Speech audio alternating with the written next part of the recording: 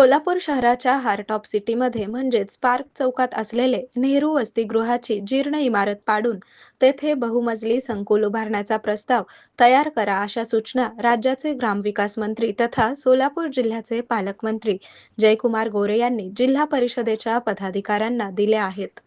सोलापूर जिल्हा परिषदेच्या नवनिर्वाचित पदाधिकारी व सदस्यांची पालकमंत्री जयकुमार गोरे यांनी सोमवारी बैठक घेतली. या बैठकीला जिल्हा परिषदेचे अध्यक्ष दीपक वैद्य, उपाध्यक्ष इंद्रजित पवार, समाज कल्याण सभापती संस्कृती सातपुते, आरोग्य व शिक्षण सभापती चेतनसिंह केदार, पक्षनेत्या रश्मी बागल यांच्यासह जिल्हा परिषदेचे मुख्य कार्यकारी अधिकारी कुलदीप जंगम, महापालिकेचे आयुक्त आदी उपस्थित होते.